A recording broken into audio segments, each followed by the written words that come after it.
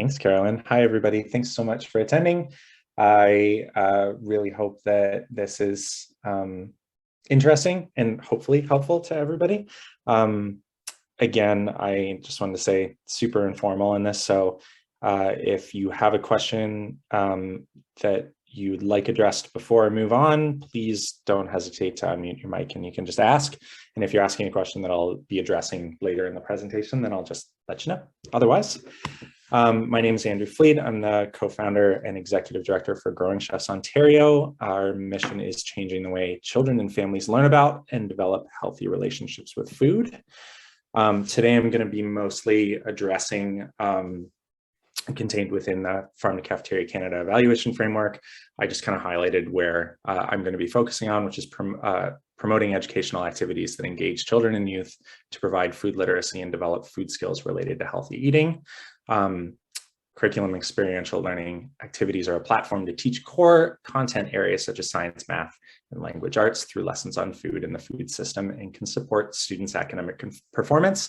That says it better than I ever could. So just wanted to read that out. And within the evaluation framework, these are kind of the areas that what I'm going to be talking about will be focusing on. Like I said, I hope that they are helpful, but I did want to just point out before we go on that probably our biggest focus area when we started as an organization was working on 2.1, just addressing students' willingness to try vegetables and fruits. Growing Chefs programs are interesting in that they are not, we often don't know what participants we're working with because we're going into schools and just working with kind of random students. We often don't know their names. So doing the traditional kind of pre and post evaluation where you look at where students are when you start working with them, and then at the end and kind of compare their growth, it has never been something that works for us. Our programs are what I like to refer to as like a gateway program, where we're just trying to get them excited about and into the concept of trying and developing relationships with food in a positive way. But we're going to touch on some of these other areas that I've highlighted as well, with some examples of activities and how we evaluate them.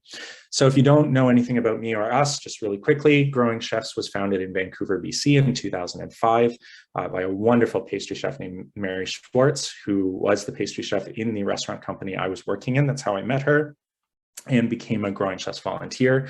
Mary was so lovely and let me take the brand and the curriculum when I moved back to London here in Ontario with my wife and brand new daughter, and we founded Growing Chefs Ontario in 2008.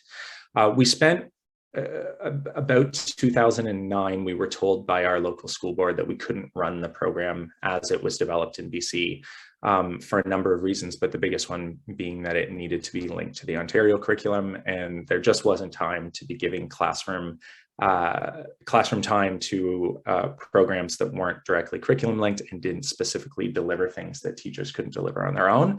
So we started the process of redeveloping the curriculum and aligning it with the Ontario junior kindergarten to grade 8 curriculum.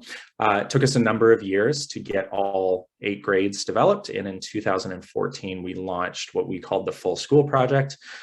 This included 3 program streams where we go into schools and deliver lessons, again, kindergarten to grade 8 in every classroom in each participating school.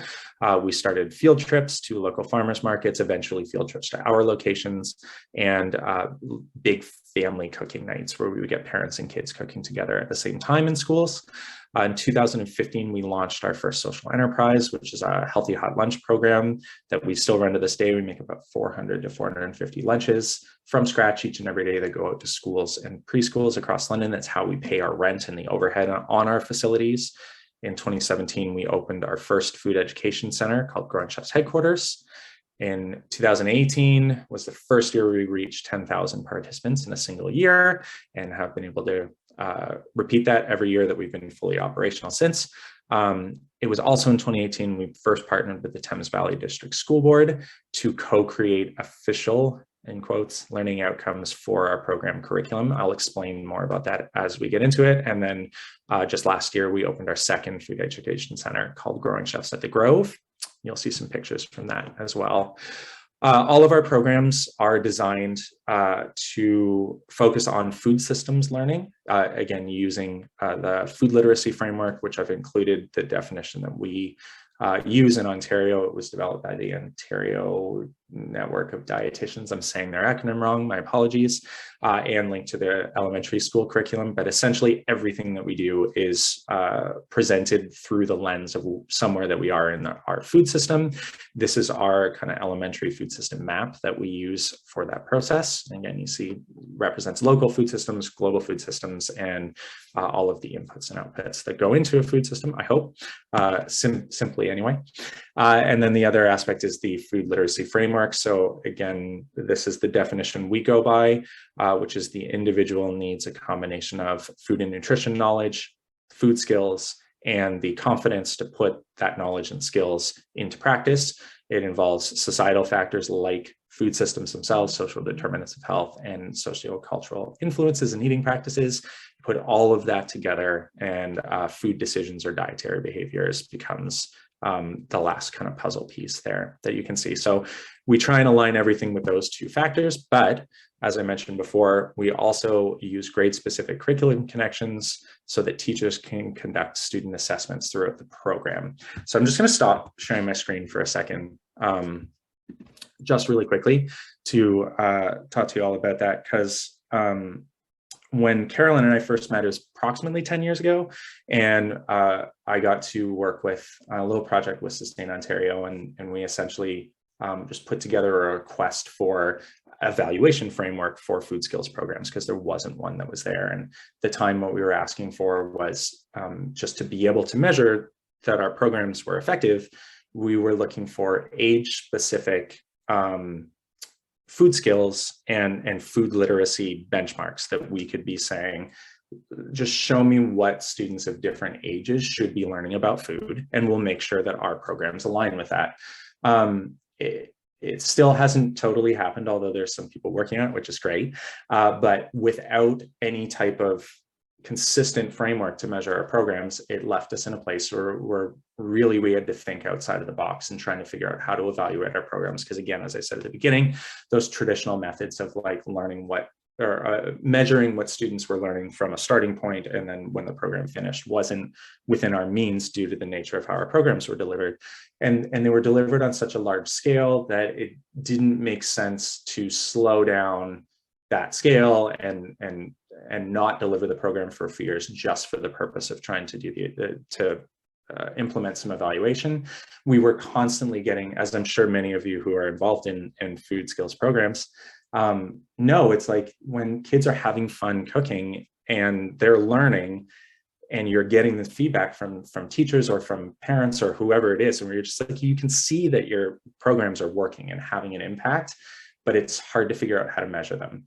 So this led me to start learning about cross-curricular learning and started doing a lot of research on cross-curricular learning. And there's some amazing research that's been done in Ontario that for over about 25 years that shows the impacts of cross-curricular learning. And my favorite example from some of these studies, and by the way, I tried to share these studies with you and just like an hour ago was clicking the links, which I set up in like probably 2018 or 2019. And the Ontario Ministry has adjusted their website so the links don't go anywhere now. So I've included some different links that also support cross-curricular learning. I'm going to continue to look for those original studies and I will upload them to that folder when I find them. But my favorite story from that was the study was showing kids that were learning how to read sheet music in music class.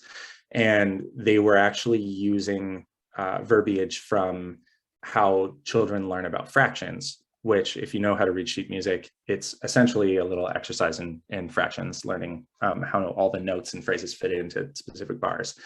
And what they found out was when they used some of that math language in helping children learn how to read sheet music, they reported that they were learning how to read music quicker. And what they also found was that when those students went back to math class, the better they got at reading music, the better they were doing in math as well. And in 25 years and all of these different cross-curricular teaching examples, they didn't find any examples where students were learning in one area, but not in the other. So there was a direct correlation between they've learned how to read music, they're also equally learning or strengthening their learning in math. So that became really fascinating to me because food is clearly a fantastic vehicle for teaching some of these everyday concepts and applying them to your life in all these different subject areas. So what we came up with in this strategy was, well, how can we just prove that kids are learning in these subject areas where they're supposed to be learning in school? And then knowing that we're using food as the vehicle to teach those lessons. So if we can show that they're learning in science and math and literacy, we know that they're learning equally in developing their food literacy skills. But how can we actually measure that? So what this partnership was with the school board was they went through our activities, and the curriculum team from our school board in London defined the learning outcomes for us. And where they said, and we had a good starting point, but they came through and said, this is specifically what we think is happening. And what we started to do was send the lesson plans with those learning outcomes to the teachers ahead of our program. So they would already have them coming in the classroom, already know what we were going to be teaching them and what learning outcomes we were hopefully driving the children towards. And they could assess the students right in our classes and grade them as if it was a lesson that they designed themselves and delivered themselves, which led to Growing Chefs Ontario programs showing up on children's report cards, and 2, teachers confirming that the kids were in fact learning and meeting their grade-specific learning outcomes in our programs.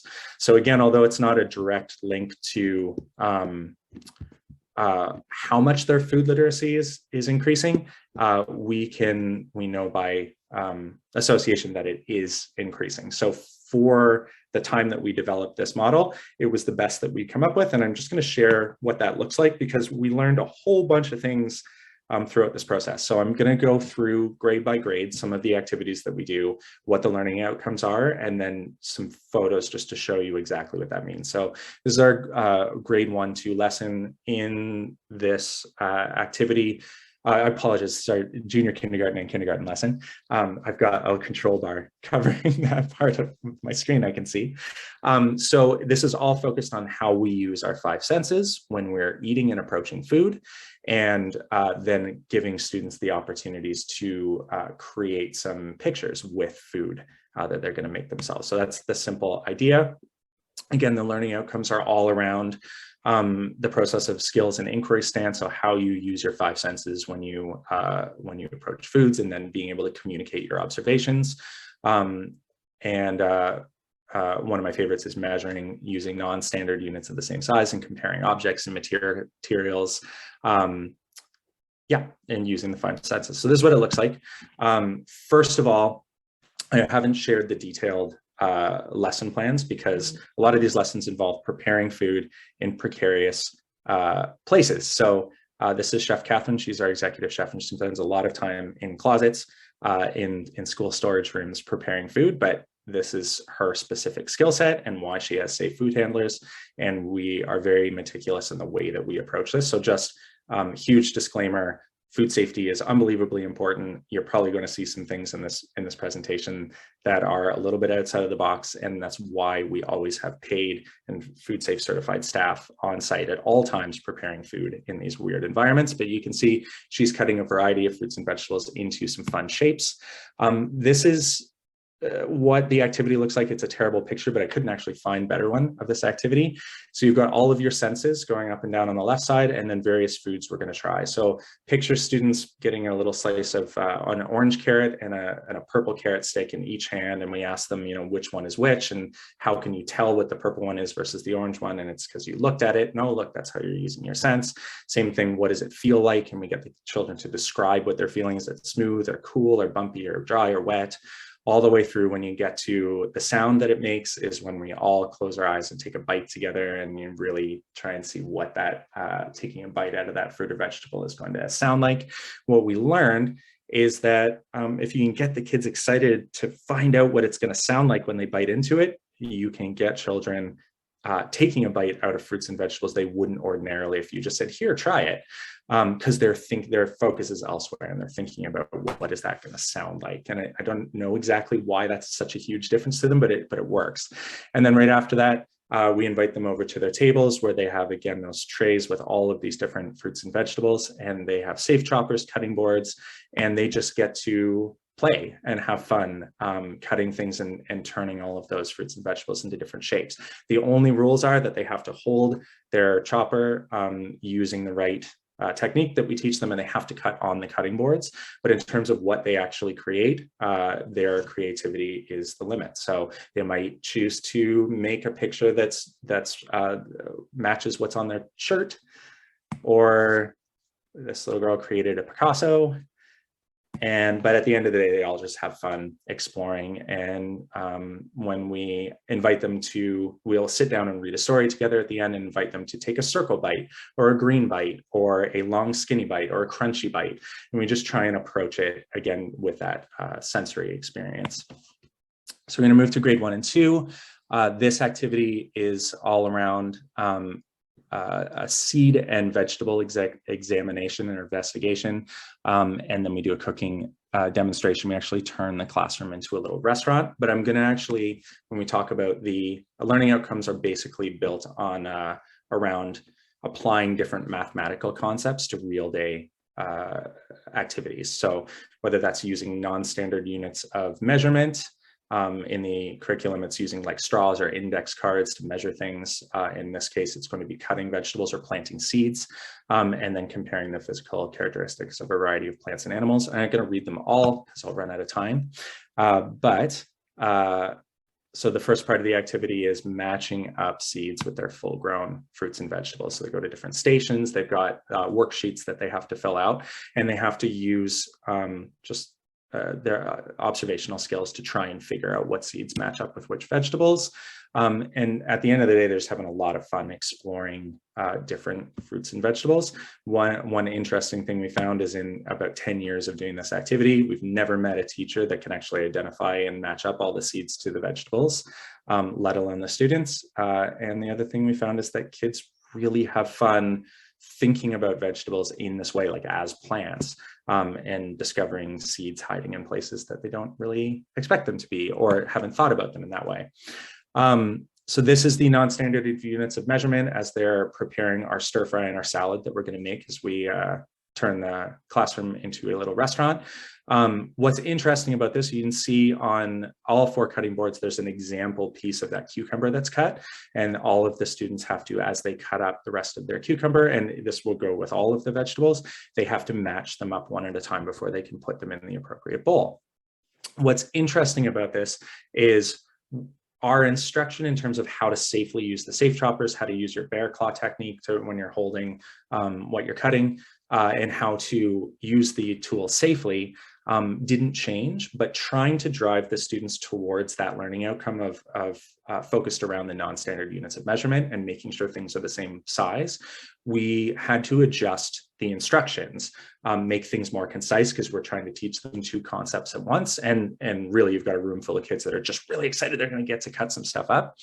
But what we found was when we changed the instruction and focused on some of that math language and explained why it was important for them to cut everything to a uniform size, we saw the outcomes, like the way that the children approached the activity and how successful they were at it, completely changed. And that was the biggest takeaway, where we kind of went, whoa, we're on to something here. And it not only helped the teacher to be able to grade the students and quickly assess whether the class was meeting that learning outcome and being able to apply that concept to the activity, but it completely changed the way that we approached instruction for these activities, both in school programs and outside. More on that later. And then this is what we do with it, where the chef prepares the stir fry, and we turn that classroom into a restaurant. Everybody has a good time eating, but also just wanted to show a totally different activity. You can see we're planting seeds now, and that little guy is using his 2 fingers as the non-standard units of measurement to make sure that his seeds are spaced appropriately. So again, same learning outcome, totally different activity, but in terms of curriculum learning, it's the exact same thing. And I love this little picture because this is what the kids are learning from a curriculum standpoint. This is what they remember. It's just the fun of getting their hands all dirty.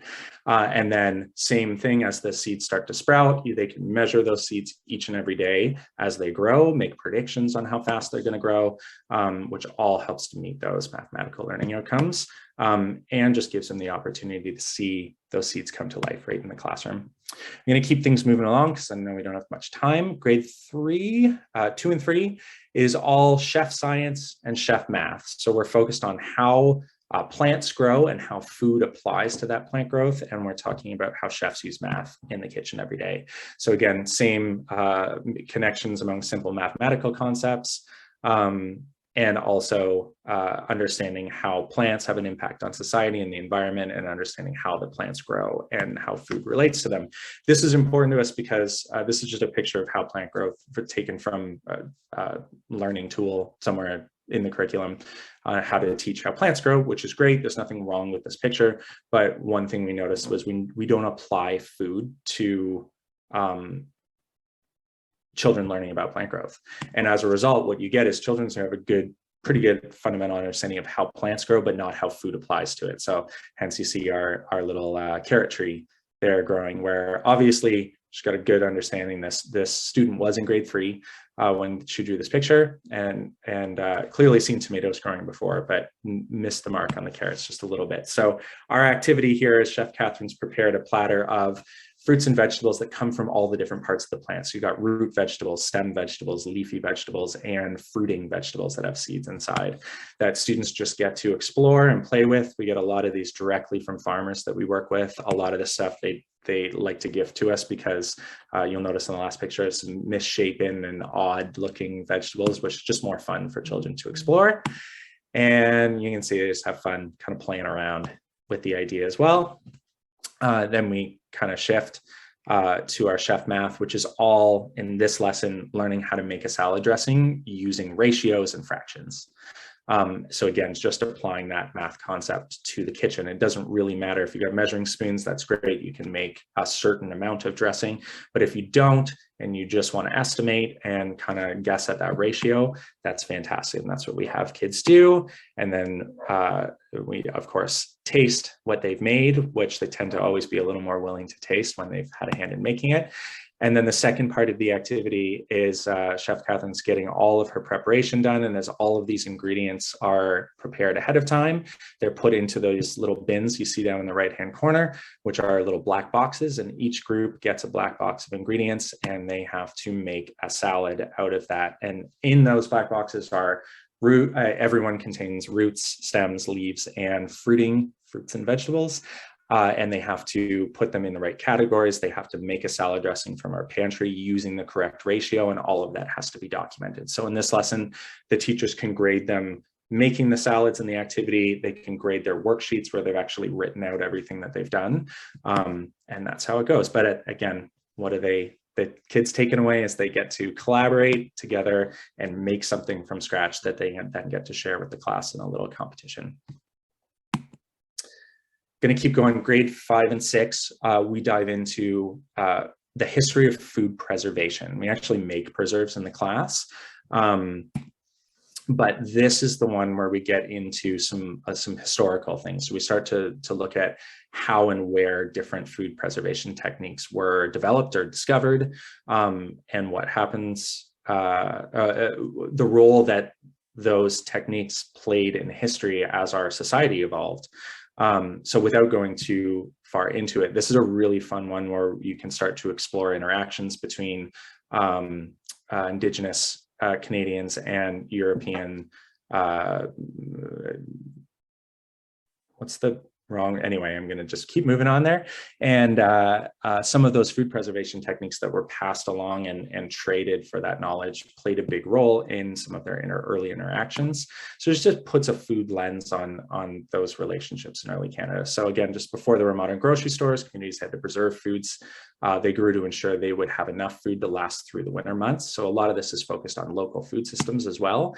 And we will tackle all of these food preservation techniques using, so first of all, we, in this lesson, canned pears that the kids made themselves in the classroom, and then we create some art with them. But what I'm going to focus on is just all of these different techniques and kind of where the history came from, little facts about them. And as they learn about them, one of the extension activities for this lesson is kids pick one of those food preservation techniques and do a little bit of a research project on them that they have to present to the teacher, again, as an extension. So this all became part of our evaluation, as our job essentially was just to get the kids excited about the concept. And again, what we found is a lot of those extension projects on food preservation really hit on the highlighted areas in the evaluation tool from front of the cafeteria, where we were exploring traditional Indigenous food systems and sustainable food practices, and like I said, local food systems. So I wanted to share that as well and go into some detail. Carolyn, how am I doing on time? It would be good to move into questions soon if you're open to that. Okay, I'll do this last part really quick, and then I'll finish up if I can take about 3 more minutes. Yeah, sure. This is our field trips to our space, where we got to dive a lot more into children's roles as global citizens, understanding how their food choices impact the environment and their communities. There's a lot more to it than that, but I will share this presentation as well, so you can look back into it and read these in more details. Just going through, this is again with that food systems map in mind. Students get to explore our learning garden and really get to look at food growing in a natural way. We do everything from soil testing and exploration to like plant identification. Inside, something I just wanted to talk about, we not only explore the food system, but really dive into what gives food value, and thinking about food past cost or preference, and starting to think about time and effort that goes into preparing it, presentation, the context of eating it, if there's a cultural connection, etc. Share lots of stories of how different cultures eat around the world, and wherever possible, through staff and volunteers, people from different backgrounds sharing their own stories and history and traditions, and which is really fun. And then again, as an extension story, having children write about a special food experience for them, whether it's, you know, a family holiday meal tradition, whether it's food you've grown, your favorite thing to cook. And this picture is my story, where I always talk about eating peas with my daughter when she was really young in our backyard garden that we were lucky enough to have in that old house that we used to live in. And then of course the students make their meal from scratch that they share together. But again, as you look through all the photos, you can see those same kind of approaches as in the classroom, where it's that sensory experience, where we're creating that pride of creating something. And so coming out of it, just really quickly, what this all looks like at the end is we had to have teachers fill out surveys where they just report on whether they thought their students met the learning outcomes that were sent to them in the lesson. So as you can see here, this is our field trip. 100% of the teachers that responded, and this was, I think, 18 teachers, if I'm not mistaken, responded. We had about 30 teachers participate. We figured that about 8 to 10 of them didn't read any of the material before they came on the trip, so they weren't invited to fill out the surveys. And then we had a pretty good response rate. Most of the teachers did fill them out, and you can see the results were pretty good, where we were 100% to about 65% whether the teachers felt that their students met those learning outcomes.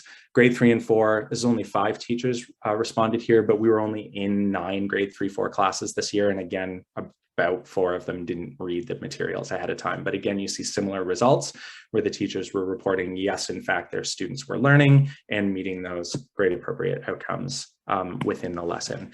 We did go one step further and asked the teachers to share whether or not they felt that their students were also increasing their food literacy. And we did get really good results, but I will talk about some of the skewed data that came from that. So again, very quickly, successes, we started getting notes from parents saying like, hey, I just got my child's report card and it said that, you know, Susie met her learning outcomes in this area of the science curriculum in Growing Chefs when she blah, blah, blah, which was really exciting for us. The partnerships with teachers resulted in food literacy activities beyond our programs being brought back into the classroom. And that's one of the things I skipped over, but I think it was 76% of the teachers reported that after participating in the program, they integrated more food literacy activities into their classroom on their own, just because of the student excitement level.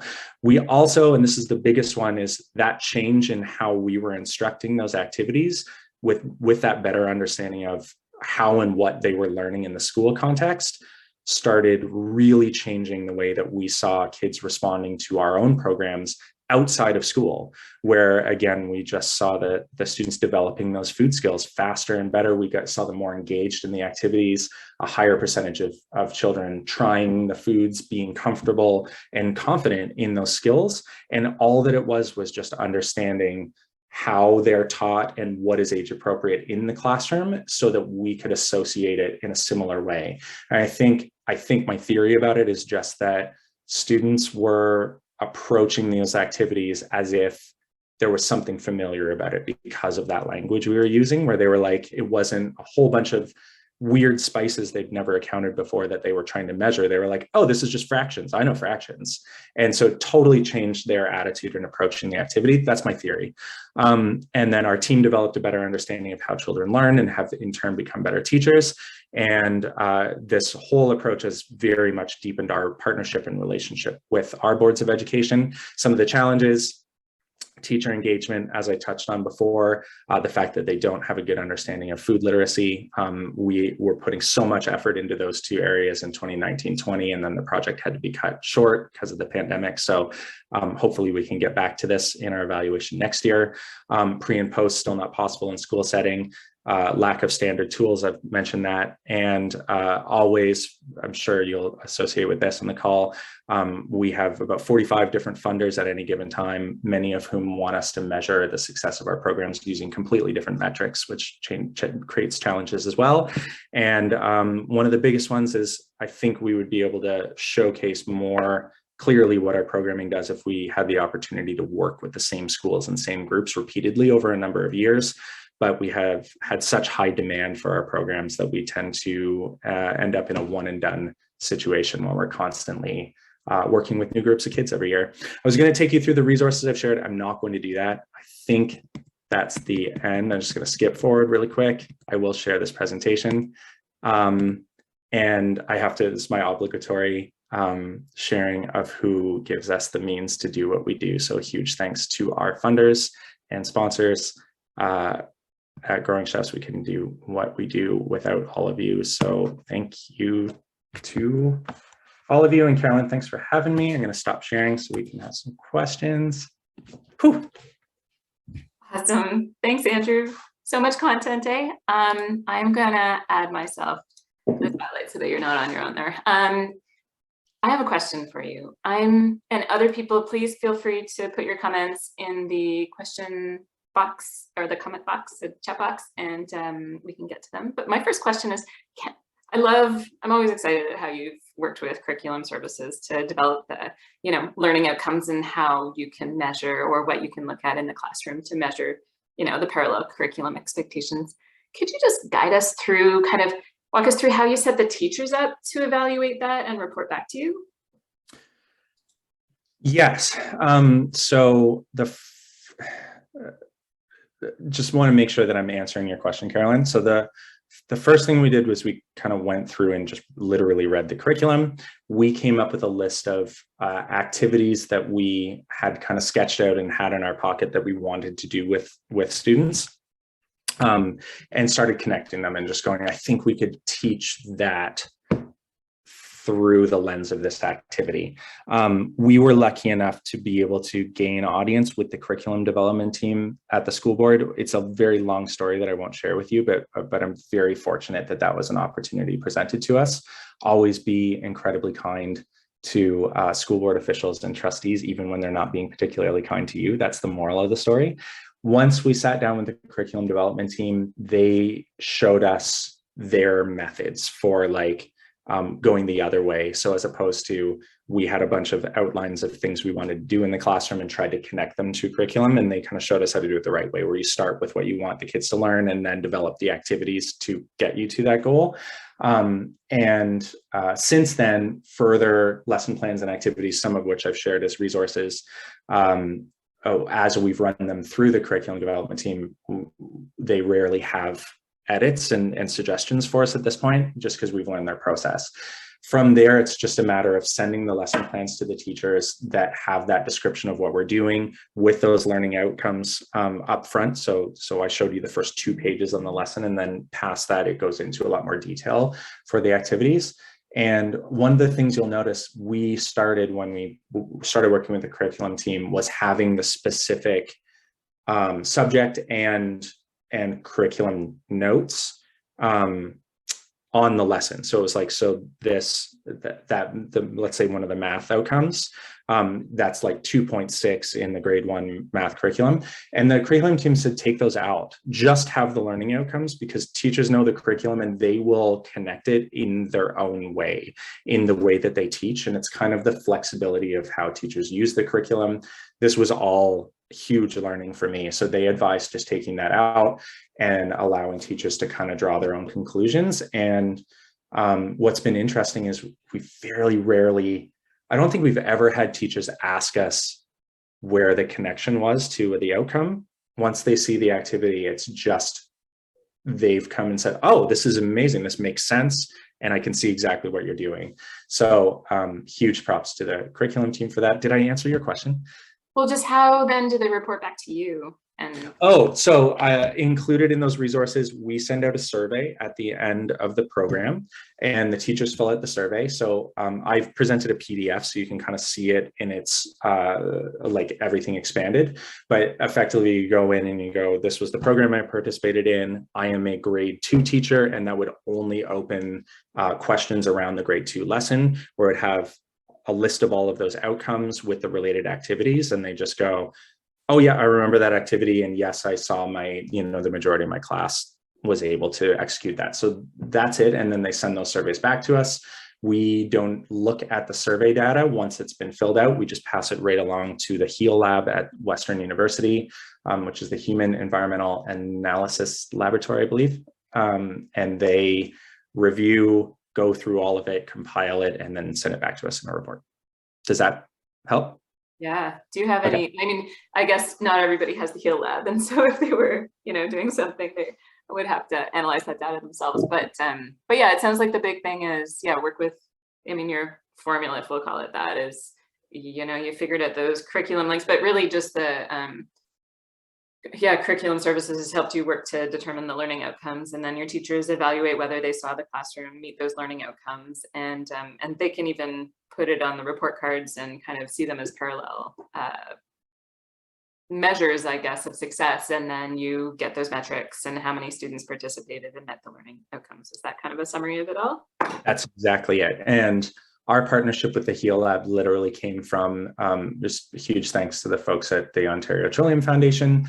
When we got our first grant from them, one of the requirements was that you had to put in, this was back 10 years ago, but you had to include a budget for evaluation. So once we had that grant approved and we had our measly little, whatever it was, $3,000 or whatever, I just called around. So our options for who was willing to take and analyze that data, there was a division in the food and nutrition program at Russia, there was the HEAL Lab, and there was a number of other options for us within post-secondary that were willing to look at and do that work for us. So those partnerships with post-secondary are where you would go wherever you are in the country to just kind of poke around. And I literally just started cold emailing people, and got a lot of responses. So great, thanks.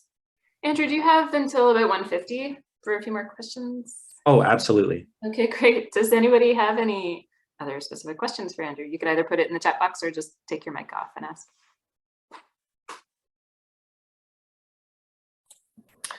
Andrew, it's Anita.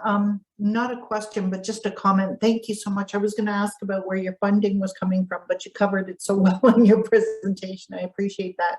And everything that you guys have done with the curriculum and in teaching the kids how to appreciate food more. So thank you for that. Thank you so much. Thanks, Anita.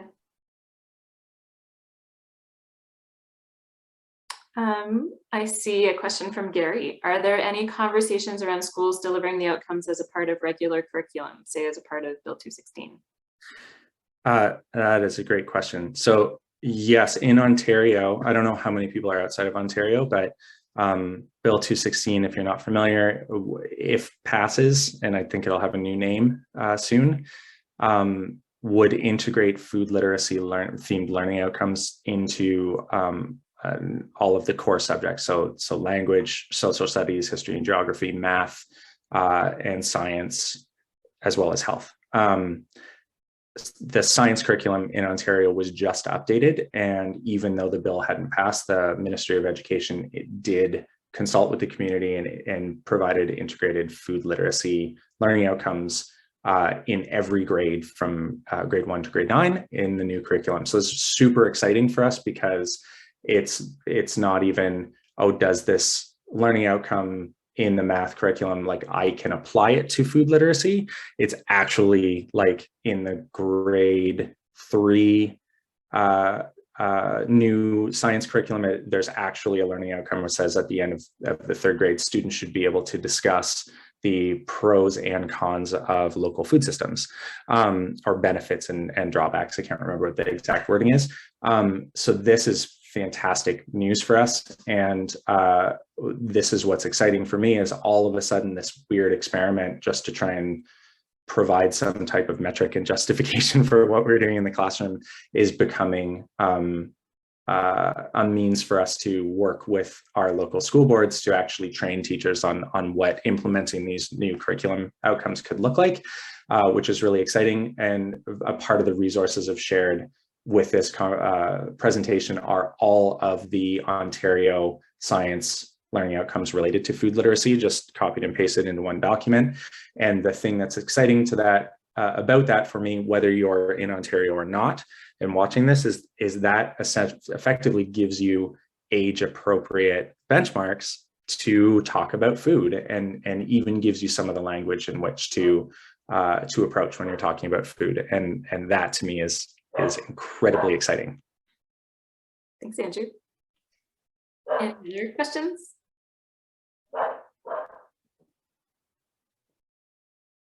Can I say one more thing then? Since, please interrupt me if you have questions. Growing Chef's really lucky with our new facility. We've just recently launched our own programming. So this is programming that people in the public can sign up for with Growing Chefs. And so we're running, we call them beginners, children's, and advanced culinary programs. They're 8-week programs that the same kids come on the same night of the week for 8 weeks, and they learn with us over that time. And so through the development of that program, this is our first opportunity to actually apply that pre-post evaluation learning and kind of track what children are learning through those 8 weeks with us. We've been developing evaluation tools all starting and based on this curriculum approach of like what is age appropriate. And that's where we've come up with how and why we're measuring specific things. We are going to be piloting these tools starting in April for our youngest little 5 to 7-year-olds, and then through the fall with our 8 and ups. And hopefully sometime in the future, we'll be able to share the tragic failures and hopefully successes of those tools as well as we roll them out. Hi, Amberly. Did you want to ask a question, Amberly? And I know some people need to sign off. If you do, we'll share the recording with you right after. But if you want to stay for a couple more questions, Amberly, go ahead. I was just going to quickly say it's good to see you and congrats on everything that's been happening. It's really exciting to see, and looking forward to reading more of the research. Hopefully that comes out in the literature as well. We're always looking for more studies to cite for policymakers. So awesome. Congrats. Thanks, Amberly. I'm looking at Amberly, and Carolyn and I have been doing this together for a long time now. We're all getting older. This is fun. And things keep moving. It's great. Yeah. It's not like we're still saying, oh yeah, remember how we were, you know, pushing the same things we were, although we kind of are, but there's been a lot of really neat movement. I have found very much when the three of us first met almost 10 years ago, there was a lot of why are you doing this and why is it important? And I find now those conversations have shifted to how are you doing this, which is a little bit of success. That's right. Andrew, my last question, can you share how you use the results of your evaluation? Do you communicate them with who? Thank you. Yes, so obviously we communicate them with our funders as per required. We have shared them with the school board, which again is, I think, what I was talking about the deepening relationship, where when we shared what we found out, it was responded with incredible positivity and then an offer to help improve the communication with the teachers. And again, the biggest goal moving forward is to get, if we're going to be in 9 grade 3 classrooms over the course of a year, to get 9 responses from teachers who were engaged through the entire process, as well as hopefully training some teachers on food literacy and how to effectively measure that instead of just kind of sharing their opinions, of which everyone has a different starting point. From there, just these types of workshops, again, because what I showed you was the first year that we implemented it and we lost the second year, which had all of those improvements. Hopefully, once we kind of tighten things up and hopefully make those improvements, we're going to look at packaging it all up and sharing it on a little bit of a larger platform. Thanks, Andrew. I think I'll use this opportunity to just, another comment. I just see lots of people saying thanks so much and really lovely work that you've been doing. So thanks everyone for joining. A little plug for the next event, Rebecca Tran, who might still be on the call. I know I saw you there from the Station Food Company in Nova Scotia, is going to be presenting on Tuesday at 1 Eastern time. And so you can just sign up for that if you want to join. Some of you are already signed up. I'll be sending around a email with when we have the recording of this up, might be today, might be tomorrow, with a little evaluation to hear how you found the event and if there's other info that might be useful in your evaluation efforts. And just a huge thank you to Andrew. I think people got a lot out of your presentation and hearing how you make all this work. And yeah, just a huge appreciation for all your work and coming today. So thanks to everybody who joined us. Really great to see you. And yeah, have a good rest of your week.